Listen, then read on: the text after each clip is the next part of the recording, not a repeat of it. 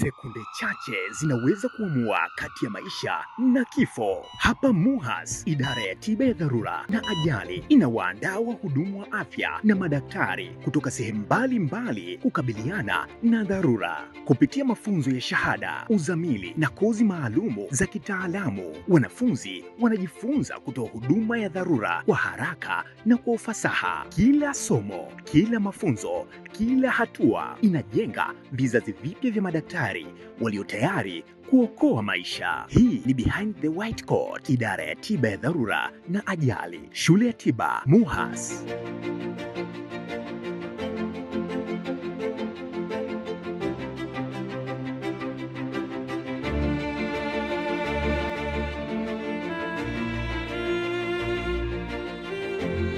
Naitwa Dr. Saidi Kilindimu, ni mkuu wa idara wa magonjwa ya dharura na ajali kutoka hapa Chuo Kikuu cha Afya na Sayansi Shirikishi Muhimbili. Kwa emergency ni ile hali ambayo inatishia either uhai au kiungo cha mwanadamu. Na emergency medicine department sasa ni idara ambayo iko maalum kwa ajili ya kutoa mafunzo ya jinsi gani ya kumhudumia mgonjwa ambaye ana tatizo au changamoto ambayo inatishia uhai au kiungo cha mwanadamu. Lakini wakati mwingine haitishii uhai, lakini kumsaidia mgonjwa, kumwondolea maumivu au kumhudumia na kuzuia mtu na tatizo lake lisiende kupelekea kuzidiwa zaidi. Haya yote ndio majukumu ambayo idara ya emergency medicine inayafanya hapa Chuo Kikuu cha Afya na Sayansi Shirikishi Muhimbili, kuandaa madaktari wenye ubora na waliobebea katika kutoa huduma hizi tunaita za dharura.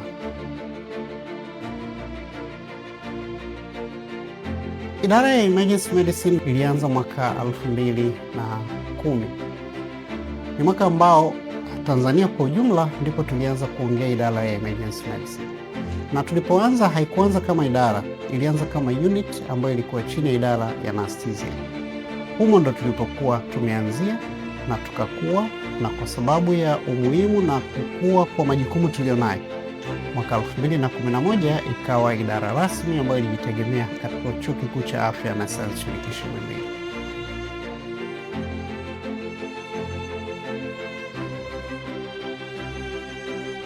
Kuokoa maisha wakati mwingine huhitaji kitu chochote. Ni mikono yako na akili yako inaweza kabisa kuokoa maisha ya mtu, na tunaamini hivyo. Kitu cha kwanza cha msingi katika kuokoa na dharura ni wewe kutambua kwamba hii ni dharura. Na hata ile wakati mwingine kufanya mawasiliano, ukishatambua tu kwamba hii ni dharura na ukamsaidia mtu, hiyo inapelekea kuokoa maisha ya mtu. Baada hapo, kwa wale ambao wanapata sasa mafunzo ya kama madaktari, kuna mbinu mbalimbali ambazo tunazifundisha watu kuweza kuokoa wagonjwa hata kama huna kifaa chochote.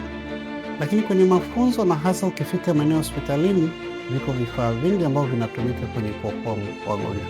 Hapa tunapokaa ni kitengo maalum ambayo tunaita skills laboratory, ambayo imejaa vifaa hivyo ambavyo vinatumika kwenye kuokoa maisha na wakati mwingine kuzuia mgonjwa asizidiwe au viungo vya mwanadamu kuweza kukua katika hali nzuri pale vinapokuwa na matatizo. Kwa nini tunakuwa na kitengo kama hiki?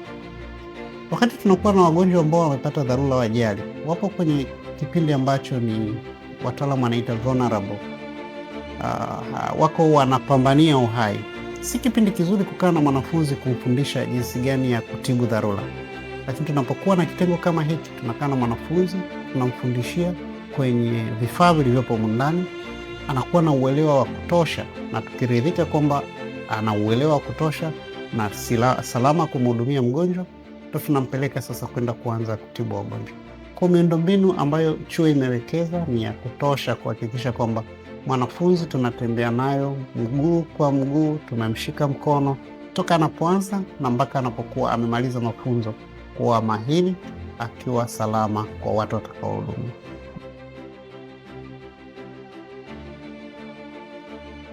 Ili uweze kujiunga na tiba ya dharura, tuna makundi mbalimbali. Ukizungumzia na kundi la kwanza ambalo ni jamii, hili halihitaji sifa. Wewe ni binadamu, kuna mafunzo ambayo tunatoa ili uweze kuhudumia. Kwa hata watu waliopo mtaani, na tunafika huko kwa sapoti ya chuo chetu, kwenda kuongea na wananchi na kuwafundisha jinsi gani wanaweza wakajikinga au kuzuia ajali, na wakati mwingine mtu akipata ajali wanaweza vipi kumsaidia. Kundi la pili ni wataalamu wa afya, kuanzia level ya madaktari, wanafunzi madaktari waliopo vyuoni wanakuja kujifunza pia jinsi gani ya kuhudumia dharura au mgonjwa mwenye dharura. Kwa hiyo wanafunzi wote waliopo Chuo Kikuu cha Afya na Sayansi Shirikishi Muhimbili, wale ambao wanasoma kwenye digrii zao za kwanza, wanapata nafasi pia ya kukaa na sisi idarani kwa muda usiopungua wiki 5, ambapo tunawafundisha dharura ni nini, ajali ni nini, na wanawezaje kumhudumia mtu ambaye amepatwa na matatizo kama hayo. Hilo ni kundi la pili. Kundi la tatu ni wale ambao wapo makazini, pengine hawakupata nafasi ya kujifunza jinsi ya kuhudumia mtu wa dharura, au walijifunza lakini wajua ujuzi usipoutumia, au wakati mwingine utaalamu unabadilika, yani unagundulika njia mbalimbali za kufanya ubora zaidi wa kumhudumia mtu. Kwa hata waliopo makazini ni kundi lingine ambalo tunawafikia, tunakaa nao na kuwafundisha, tunaita updates mbalimbali za jinsi ya kuhudumia wagonjwa. Lakini pia tuna kundi la wale ambao wanakuwa madaktari bingwa. Hili ndio ambalo nimesema tumeanza mwaka 2011. Hapa tunahitaji tu daktari yoyote ambaye amemaliza digrii yake ya kwanza na amepata tunaita GPA ya 2.7. Huyu anakuwa tayari na uwezo au anakuwa anapata nafasi ya kujiunga nasi, kuja kujifunza kwetu kuwa daktari bingwa wa dharura na ajali. Na niseme toka tumeanzisha program, idadi ya wahitaji ambao wanatamani kuja kujiunga na sisi inaongezeka kila mwaka. Kwa kuanzia mwaka 2010 ambapo programu imeanza, tulianza na wanafunzi 8, na kwa miaka 3-4 ya mwanzo idadi ilikuwa ina kati ya 6 mpaka 10.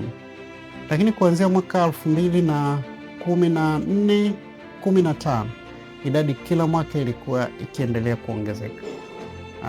Ilifika kipindi tunachukua 20, tunachukua 25, mpaka mwaka jana tulilazimika kuchukua wanafunzi 46 wa mwaka wa kwanza. Hii haijawahi kutokea hata kwa zile programu ambazo zimebobea kwa miaka mingi, sio tu Tanzania lakini hata barani Afrika. Kwa hiyo makundi haya yote tunayachukua, na hivi tunavyozungumza, toka programu imeanza ni zaidi ya madaktari bingwa 105 ambao wamefuzu katika idara yetu. Lakini pia kuna kundi lingine la ubobezi zaidi, kwamba ukishakuwa bingwa wa magonjwa ya dharura bado tunatamani ubobezi zaidi, na zipo kozi mbalimbali ambazo zinaendelea katika hilo.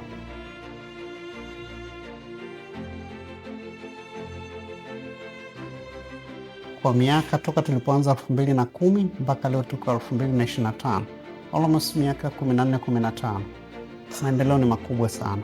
Kwanza nianze katika huduma zenye za dharura nchini. Wakati mwaka 2010 tunaanza program, idara ya dharura katika hospitali, kitengo kilikuwa katika hospitali moja tu ya Muhimbili National Hospital, ndio kulikuwa na idara ya dharura. Lakini kupitia programu yetu kuzalisha madaktari bingwa wengi, lakini pia kama nilivyosema, makundi mbalimbali, uelewa ukawa mkubwa na umuhimu ukaonekana. Hivi tunavyozungumza, serikali imejenga zaidi ya idara 105 katika hospitali zilizopo nchini. Hivi tunavyozungumza, kila hospitali ya wilaya, kila hospitali ya mkoa, hospitali ya kanda na hospitali maalum zina vitengo vya dharura na ajali. Kwa ni jukumu letu sasa kuzalisha zaidi wataalamu kwenda kutoa huduma katika hivi vitengo.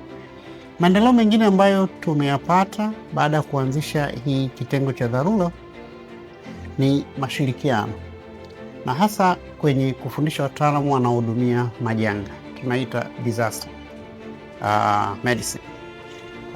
Hii sio la mgonjwa mmoja ambaye anakuja hospitali. Disaster ni yale majanga yanayotokea nje hospitali ambayo yanaathiri watu wengi kwa pamoja. Kwa mfano, mafuriko yale Hanang, ajali za barabarani ambalo basi limeanguka, treni imeanguka, watu wengi wanaumia kwa pamoja. Mwanzoni hatukuwa na mafunzo kama haya, lakini idara yetu kupitia Chuo Kikuu cha Afya tumeanzisha haya mafunzo, na tuna mpango ambao upo endelevu kufika kila hospitali ya mikoa, kila hospitali za wilaya kwa sapoti ya serikali kuendeleza haya mafunzo. Lakini hata uwepo wa mashindano makubwa, hatuna wasiwasi. Serikali ina confidence kwamba wageni wote watakaokuja, wananchi wake wako salama kwa namna ya dharura kwetu ndo wanapata huduma.